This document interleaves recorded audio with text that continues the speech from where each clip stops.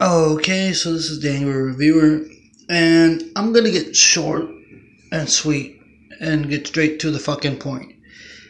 I got to watch Wish Upon for free because a friend paid. I'm gonna say this. Wish Upon is one of those movies where the best way to sum it up, if you've seen the first Final Destination and you like the Final Destination death scenes when each person would die in Final Destination, that's Wish Upon.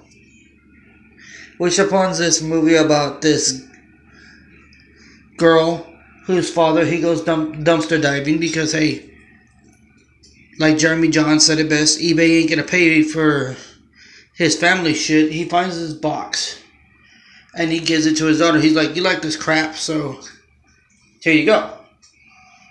Gives it to her. She's bullied mentally and physically by some girls at school. First wish out of her mouth, I wish this chick would rot. So what happens? As you can guess, in typical Final Destination style, this girl starts rotting. And you get the point. She wishes for people to have accidents. She starts making all these wishes to be popular, to find love, to be able to have a nice car and all that. But with each good wish she makes, a bad thing happens. Someone gets axed. And they never actually clarify. They say demon. It's a demon in the box, but they never clarify what kind of demon. Why that demon has the power over just that box. Is it like a divot? Is it a genie? They never specify, and you never find out. For me personally, I hated Annabelle. So of course, when I saw this film was from the creator of Annabelle, I didn't have high expectations for this movie. I went in thinking, what kind of shit did my friend get me into that I'm gonna hate? Hey, I can't really bitch too much because the movie was free. A friend paid for it. I saw it. I'll be honest, each death scene, every character in this fucking movie is forgettable. It totally is. Every character in this movie is fucking forgettable.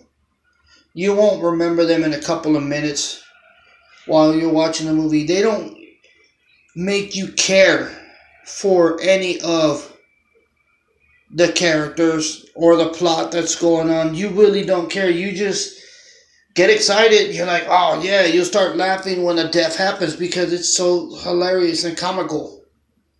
And it's like typical Final Destination fashion when a death does take place in Wish Upon. My personal opinion, they stole this from the R.L. Stine book, Wish Upon, of the same name. Instead of a genie, they added a demon. But if you read the R.L. Stine book, Wish Upon, you'll see, if you read that story, it's the same premise as this movie. Somebody read a Goosebumps book and turned it into a live-action movie. That's what Wish Upon is. Personally, I know there's going to be people out there, oh yeah, because I hang around the groups that have them. Oh yeah, this movie's badass and it can be a fucking terrible piece of shit clunker. And that's what this movie is. For me, it did nothing for me. But then again, this is just my personal opinion and my personal vlog. Annabelle did nothing for me either. I hated Annabelle. Annabelle sucked. Annabelle's creation is gonna suck. I could kind of forgive Annabelle for the little bit of screen time she had in Conjuring. Conjuring, if I have to be honest, I hate the movie, but it was okay for what it was. it just didn't do nothing for me. Conjuring 2, I felt was better than Conjuring 1. But again, that's not saying much, and that really didn't do nothing for me. I'm more of an Insidious type person, poltergeist type person. So you get the type of person I am when it comes to watching horror films. I like it. I like Halloween. I like Nightmare on Elm Street, Texas Chainsaw Massacre. Friday the 13th is okay. I'm starting to accept it, even though I was traumatized by it as a child because of an incident with a family member. But yeah, you get where this is going. I mean, no matter how much I want to recommend, if you like this type of film, you know what? I'll do that. If you like this type of film and you liked Annabelle and you thought the deaths in Final Destination were awesome, this is your film. I recommend you go out and you watch this, because everybody dies in Final Destination fashion. For me, personally, I didn't like it. Thought it was stupid. I hated Annabelle. So, of course, I'm going to hate this movie. And the characters, I don't even know their names. I didn't pay enough attention to care about their names. That's how forgettable these Joe Blow actors they were for this film. For the most part, it's okay. It's not something that you're really going to remember. You're going to walk out of the theater and jump and say, I have to see that a second time. I have to see that a third time. Hell, well, fuck, I have to see that a fourth time. No, you're going to be like, well, it is what it is. Let it go. You know, I seen it once. That was enough for me. I rate this a C minus.